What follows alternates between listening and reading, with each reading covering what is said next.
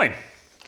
Jos et ole mun videoita aiemmin kattonut, niin täällähän käsitellään autoaiheisia asioita ja mielellään vielä vähän erikoisempia autoja eikä ihan perusautoja. Alfa Romeo Mito sai nyt hylkäyksen katsastuksessa. Syynä oli ruostuneet kiinnityskohdat runkoon.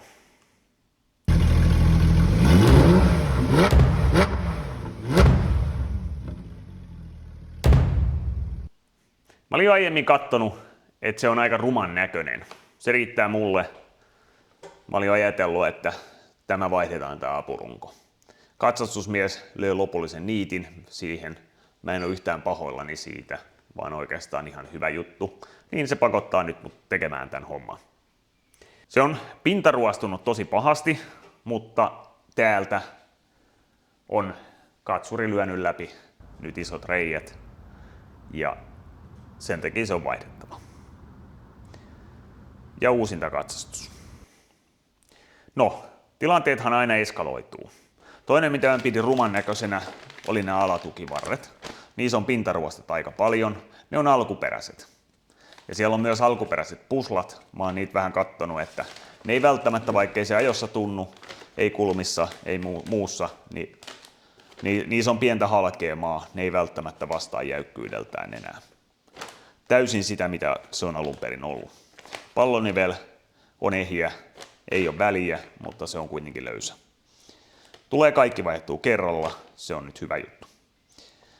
Apurunko. Tämä apurunko maksaa alkuperäisenä 1800 € alvi nolla. Tarvikkeena alle 200 € verojen kanssa. Se hintaero on aika merkittävä ja siksi tämä on nytten tarvikeapurunko. Näissä tarvikeapurungoissa on hankalaa se, että vaikka sä laitat rekkarin, sä laitat VIN-koodin, laitat mitä vaan, niin ne tarvikevalmistajatkaan ei oikein tiedä näiden sopivuuksia. Ne tarjoaa erinäköisiä apurunkoja, vaikka sä laitat ihan tarkat auton tiedot. Eli niissä on syytä olla tarkkana, jos ei tilaa alkuperäistä, koska hyvin helposti tulee väärä. Näitä on yhdellä tämmöisellä kiinnityksellä, niitä on vähän semmosia kapeampia. Niitä variaatioita on itse asiassa aika monta. Ja ne tarvikelistat ei näytä näitä oikein. Nämä on nyt sitten meille valmistamat, nämä tukivarret. Ne on kuitenkin näistä tarvikeosista yksi parhaista. Loput on aika pitkälle alkuperäistä. Eli mä otin muun muassa, täällä on tämmönen rauta, tukirauta. Voitte olettaa, että jos apurunko on ruostunut, niin tämä tukirauta on ihan varmasti ruostunut. Se ei maksanut alkuperäisenäkään paljon, joten uutta alkuperäistä tilalla. Täällä on myös kaikki pultit. Ihan kaikki. Kaikki pultit, mitkä tulee apurunkoon kiinni tai apurungosta runkoon kiinni, niin on uudet täällä. Ei tarvi alkaa taistelemaan niiden vanhojen kanssa. Ne voi poikkasta, jos alkaa näyttää siltä, että ne ei lähde suosioon. Apurungon pultit pitäisi muutenkin vaihtaa aina uusiin. Täällä on tämmöiset soikeat reijät näissä jokaisessa apurungon kiinnityksessä tai tämmöiset yli-isot. Se on sen takia, että saadaan se kohdistettua se apurunko. Monelle tämä olisi ollut oikeastaan sen auton loppu, koska tämmöisen vaihtaminen maksaa sen verran, että se ei välttämättä ole kaikissa tapauksissa enää järkevää. Ja näitähän ei ainakaan suosta hitsaavan. Mä en tiedä, saako näitä edes hitsaa. Tukivarsia ei saa hitsaa, mutta mä veikkaan, että ei apurunkoakaan saa hitsaa. Mutta mä näytän teille nyt, miten tää tehdään. Tää ei monta asataa tule maksamaan. Vaihdetaan kaikki sinne alustaan uutta, niin sitten mennään taas pitkään sillä. Sitten jännitystä ja katsotaan miltä se näyttää, eli nostetaan auto ylös. Vakoillaan vähän sitten miltä täältä näyttää. Toiselta puolelta ilmeisesti katsuri löi tosta läpi. Tää on vielä ehjä. Mutta tää on itse asiassa tärkeämpi osa tästä rungosta. Mut siitä rumuudesta se on tää koko hässäkkä. Niin onhan se ruma. Ja nämä tukivarret myöskin, onhan ne rumat. Tää nyt ehkä niin ihan huono ollut, kun mä muistin. Täällä on jonkun verran saumoisruostetta. Mut on siellä ihan mustaakin, et ei toi nyt ihan pilalla oo, mutta tässä. Siinä on, katsuri löi siihen ihan kunnon reijä. Eli tää pitäisi olla umpinainen. Ei tässä pitäisi olla tämmöistä reikää. Ja se on vähän paperia. Pohjamuovi täytyy ottaa pois. Tän nyt olisi voinut uusia samalla. Vaimo on vähän runnellut sitä tossa talvella, niin se on nyt vähän ton näköinen.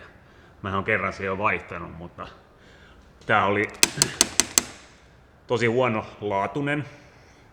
Eli tää ei mitenkään joustava. Joten kun toi osuu johonkin, niin se on saman tien raps poikki. Täältä on lähtenyt koko jalka. Tässä pitäisi olla semmonen jalka tässä. Eli semmonen varmaan kyllä uusi täytyy ensi talveksi laittaa. Joo, tässä ei nyt muuta. Sitten lähdetään kuule vaan purkamaan.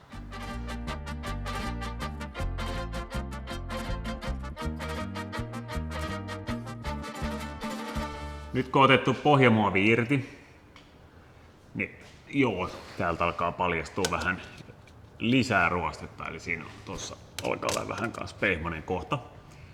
Mutta se ei nyt haittaa, se ei ole nyt tää juttu, koska nää lähtee kokonaan pois, mutta yksi mitä mä en ollut ajatellut, niin me olin irrottaa tämän etuputken,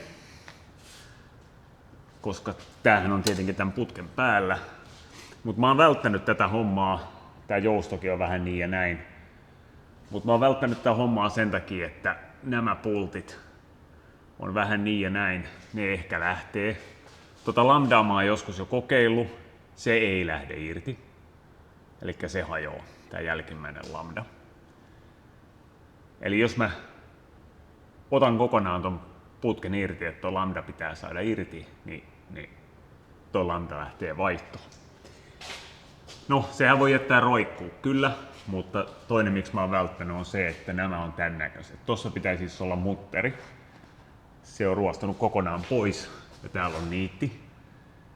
Eli mä joudun nää kyllä sahaa poikki ja vetää tuohon sitten läpi mutterit, jos mä tän irrotan. Tosta on toinen kannakekin muuten häipynyt jonnekin. Ja toi toinenkin on vähän silleen ohkaiseksi mennyt. Toi olisi hyvä uusia toi koko etuputki, mutta jos mä uusin sen, niin sitten toi lambdakin menee uusiksi. Katsotaan. Miten lähtee. Mutta nyt lähdetään oikeastaan avaamaan. Tosta nyt otetaan kuitenkin tuo putki irti. Ja sama otetaan täältä varmaan irti. Että saadaan sitä vähän alaspäin tuota putkea, niin se voi olla mahdollista, että mä saan sen tosta yli. Ja täältä lähdetään avaamaan näitä. Tää on nyt ihan arvotus, kuin hyvin nämä lähtee. Tää on oikeastaan ihan ensimmäinen tämä vaihteiston kannake. Tää niin sanottu, onko tää nyt dog-bone, eli toi takakannake. Se on mennään ton apurungon sisässä, niin se on ensimmäinen, joka irrotetaan molemmista päistä. Lähdetään ampumaan noita. Kuinka suosilla lähtee?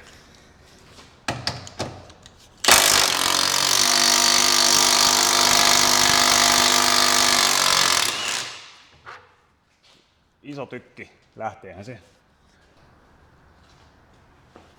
Kokeillaan tuolta.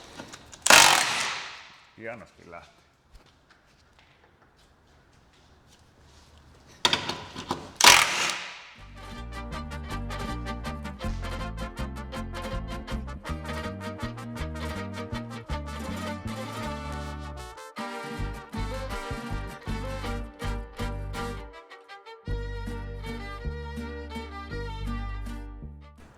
Nyt tosi jännittävin vaihe saatu, tai yksi jännittämistä vaiheista on saatu selville, eli nämä lähtee ihan kivasti.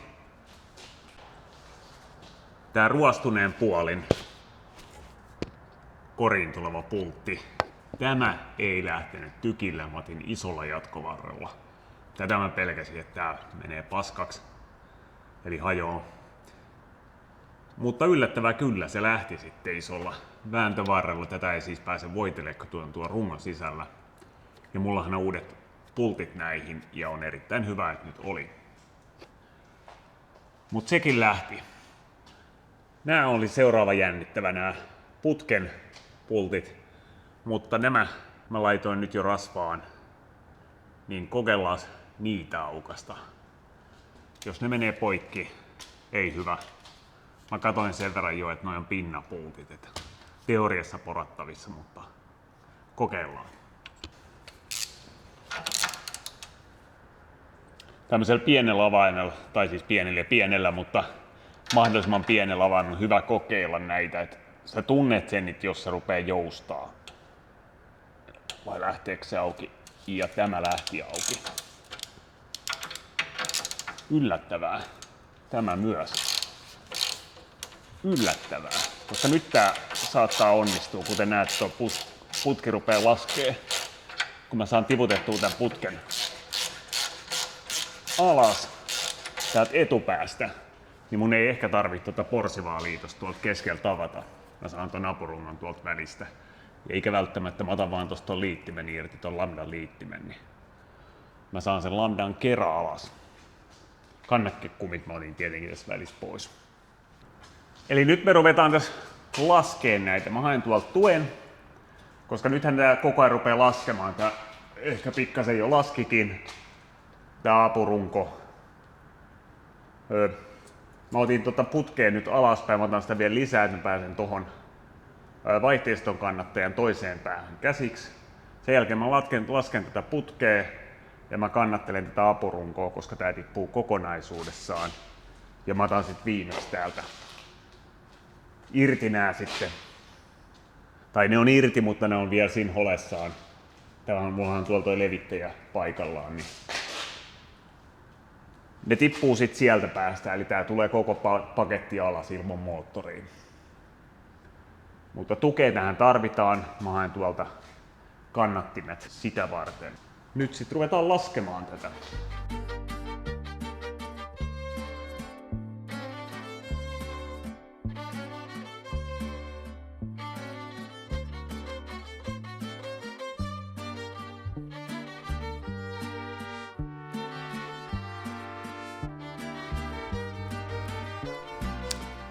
Tähän mennessä kaikki hyvin. Se on laskenut vähän sen. Mä kannattelen toisella putkea. Tässä on hyvä olla useampia tukia. Nyt siinä on se rajoittava tekijä on toi ohjausakseli. Ja mitä mä katoin alun perin, että tässä joutuu yläpuolelta ottaa, ja sitten mä totesin, että ei joudu yläpuolelta ottaa tota ohjausakselia irti. Niin tää on nyt vähän silleen hybridi. Eli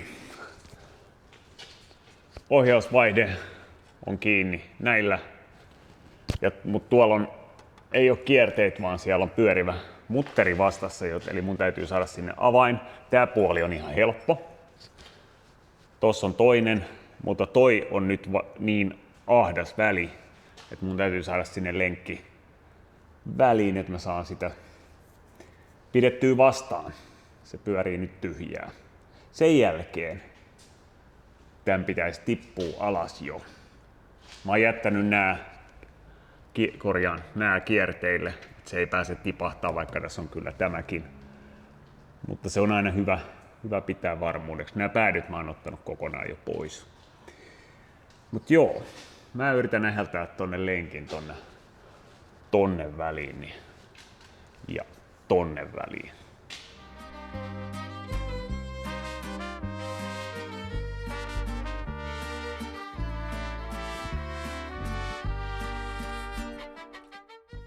Jos se me nyt on ihan väärässä, niin tää koko paketti nyt tulee alas. Se on mun käsittääkseni vaan ton varas. Ja putki on nyt näin alhaalla. Tarkoitus on saada tänne päin sitä ylitettyä se täältä, jolloin mun ei tarvitse vaan noita. Se, että haluanko mä vaihtaa tämän putken, missä on jousto rikki, niin ehkä. Mutta mulla ei nyt ole uutta putkea, jotta tää ei kestä ikuisesti. Niin. En nyt. Mutta tossa olikin aika tämmönen megapultti tässä ohjausvaihteessa. Harvoin näin pitkää pulttia näkee. Nämä on ainoat, mitä mä en uusi. Mun mielestä mulla ei ole näihin uutta, mutta kaikki muut pultit on. Myös tukivarsiin. Katsotaan, lähtisikö.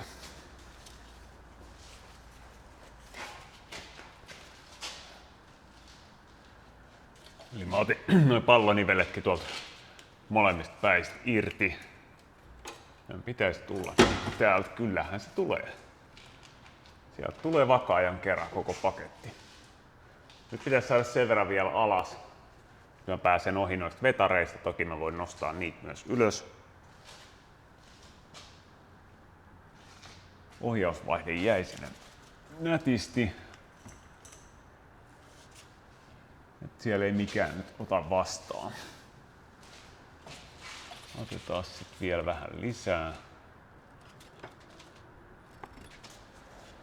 Joo, kyllä se sieltä tulee. Kyllä se sieltä tulee. Tää tasapaino on pikkasen tuolla paino. Se johtuu tuolta putkesta nyt, koska tää on tiellä, mutta ehkä me pystytään elämään sen asian kanssa.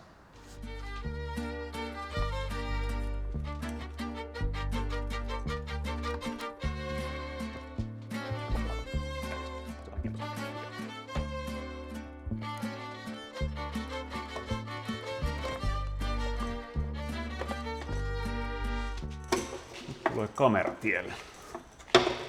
Sikelä ongelma. Sori, mutta täytyy mykistää teidät. Apurunko osuu kameraan. Tässä me nyt tehdään sitten seuraavaksi elinsiirto. Ei ole mitään muuta kuin tuo yksi kumi ja Vakaaja.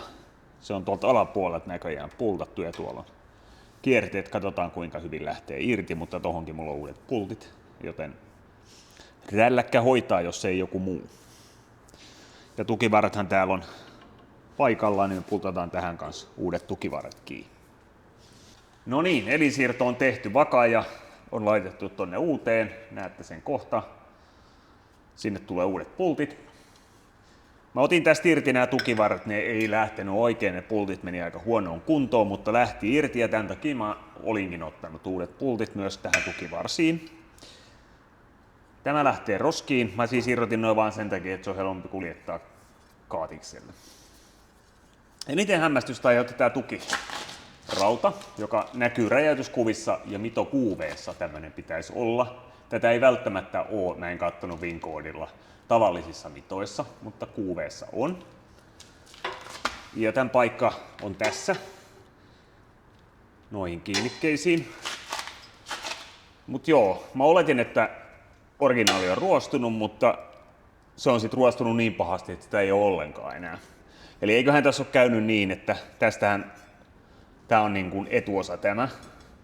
Se on ollut jonkun tiellä ja se on joskus poistettu eikä ole laitettu enää takaisin.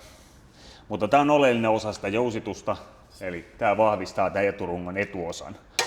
Tässä mulla oli OEM-pultit. Tälle puuttuvalle raudalle, eli pultitkin tietenkin puuttu, koska se rauta puuttuu, se tulee tonne kiinni. Siinä on nyt Vakaajalle uudet pultit. Vakaaja on tuolla takana. Eli sen osalta kaikki ok. OEM-osastoa myöskin. Apurungon pultit. Kaikki on täsmälleen oikein kokoiset. No, sit ainoa pettymys tulee tietenkin tarvikevalmistaja, kiitos jälleen. Lenföder. Nämä pultit on väärän mittaiset. Nämä oikeasti täällä on siis 2 mittaista pulttia. Otetaan tästä. Niin kuten näette, nämä 2 on lyhyempää, mihin tulee mutterit. Nämä 2 on pidempää. Lenföderillä ne on sitä mieltä, että one size fits all. Nämä on kaikki lyhyempiä. Tämä oli ainoa, minkä mä otin tarvikepultit, koska Lenföder väitti, että tämä pulttisarja olisi näille tukivarsille, mutta paskan marjat. Nämähän on aivan liian lyhyet. Eli noi ei tule riittämään, en tiedä riittääkö ne noihin lyhyempiinkään. Nämä mutterit on ainoa ehkä mikä käy. Eli mä joudun katsoa, saaks mä nää paikalleen. Tilaa tarviketta. Lopputulos on taas tämä. Joku on sanonut, että tämä pitäisi olla hyvä valmistaja.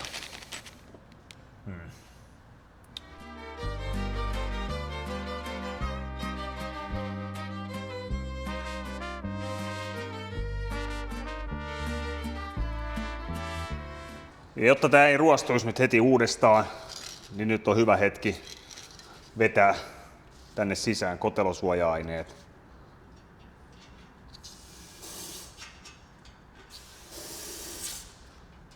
Niin ei tarvi olla heti uudestaan vaihtamassa sitten.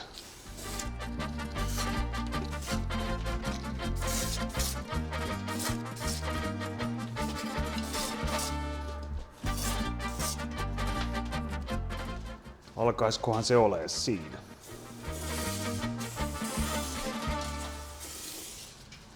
Kaikista reistä, mistä on vaan päästy, niin on nyt ruutattu.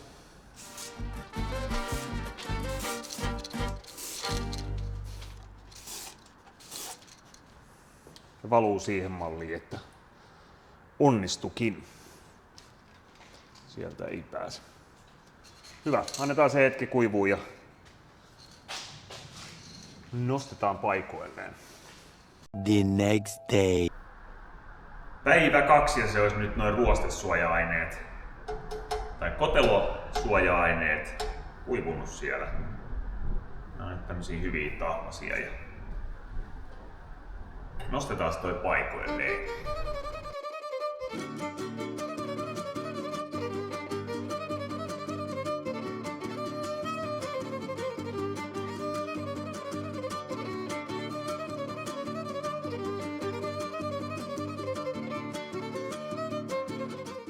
Meinas unohtuu yksi osa tästä vanhasta apurungosta, minkä mä oletin, että on tässä uudessa apurungossa, mutta ei oo. Mä kävin kattoo tuolta.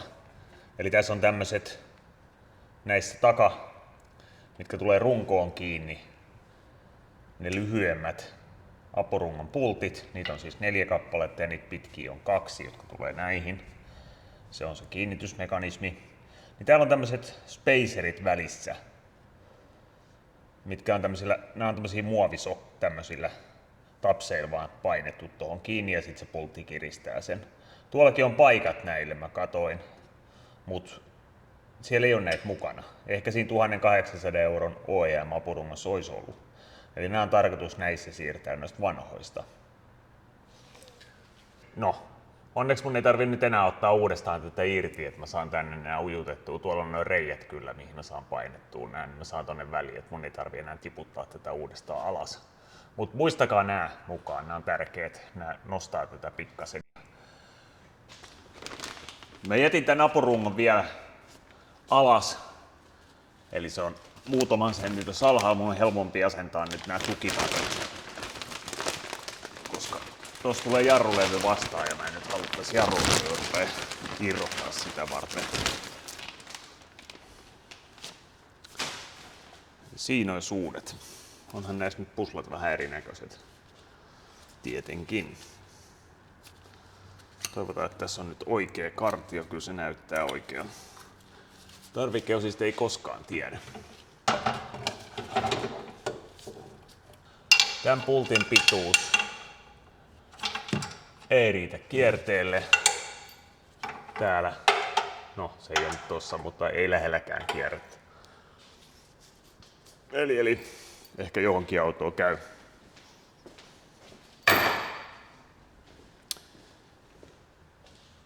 Joo, tätähän pitää levittää nyt, että toi menee tonne, toi pallonivel tonne sisään, niin sitten mä saan käännettyä tän oikeaan kohtaan ja pultit kiinni. Mutta tää riittää oikeastaan tässä vaiheessa, että mä sain sen vaan tohon hollilleen, koska sit kun mä nostan tän ylös, niin mun on vaikeampi päästä tosta jarrulevystä ohi.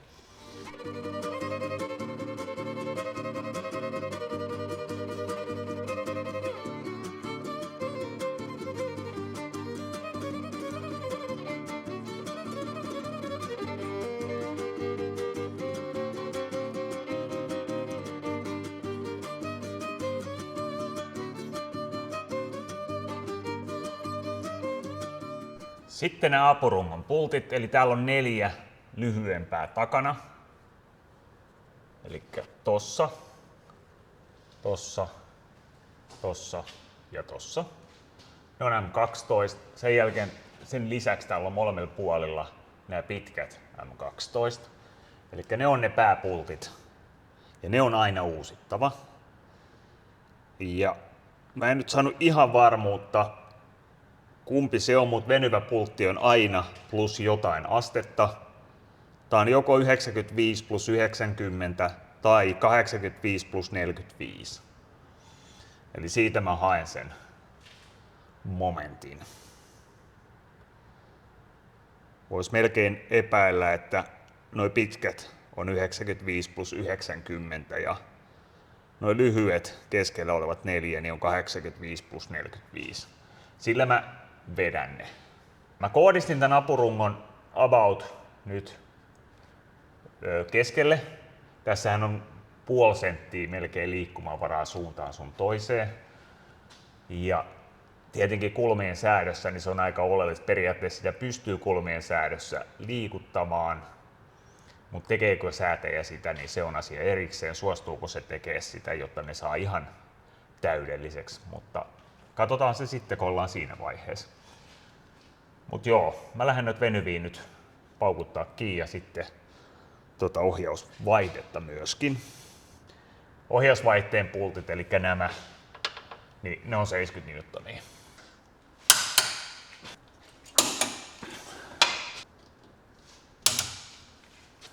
Sitten vaihdetaan isoa avaimeen. Eli lähdetään kiristää kaikkia ekaksi vähäsen. Laitetaan nyt vaikka, laitetaan itse asiassa tällä avaimella nyt about 50 newtonia ja sitten lähdetään vetämään isolla avaimella noita.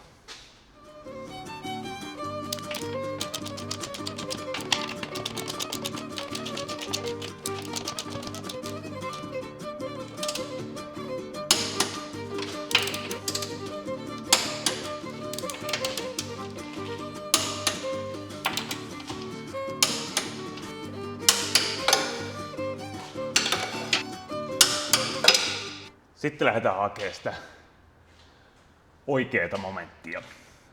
Mulla on siis alatukivarret kiristämättä vielä. Mulla on vaan pultit täällä paikoillaan. Ja syyhän on se, että nämä puslalliset pultithan kiristetään niin, että rengas on paikallaan ja ollaan niin sanotusti ajoasennossa. Eli mä teen sen niin, että mä nostan tästä sen ajokorkeuteen renkaan kanssa ja sitten mulla on helppo kiristää ne silleen, että ne on sitten kiristetty ajoasentoon. Se on tärkein niistä, koska se pusla ei toimi oikein, jos se kiristää tähän asentoon. Se on jännittynyt jo sit ajoasennossa. Eli aina näin. Ja tää dogbone puuttuu vielä kokonaan. Se laitetaan kohta.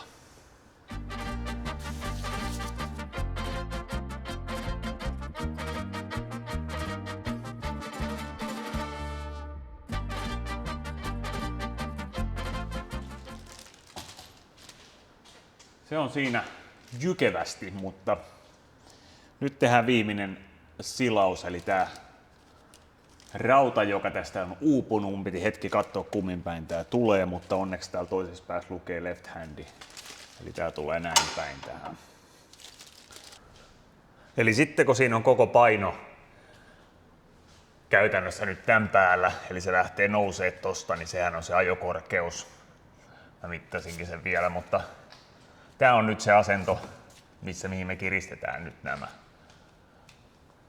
Tää etumainen ilmeisesti on venyvä ja normaalisti se vaihdetaan ja mäkin olisin vaihtanut sen, jos olisin saanut oikeanlaisen tarvikeosan. Nyt kun en saanut, se ei vaihdu. Se on 85 plus 40 astetta. Mä laitan reilu 100 newtonia tähän taimaiseen, koska mä en voi enää venyttää tätä, koska tää on jo venytetty.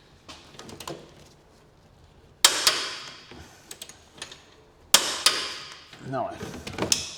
Ja tuohon etumainen, niin se ei ollut kuin 70.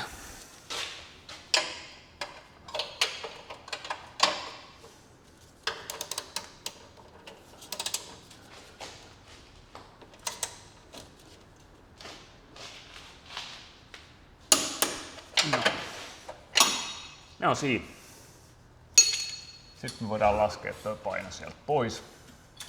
Niin nyt se pusla on tässä jännittyneenä, mutta ajo-asennossa niin kuin pitää. Sama toiselle puolelle ja pohjamoille paikoille. Eli sellainen siitä tuli sitten. Ja mun mielestä se on nyt aika hyvä.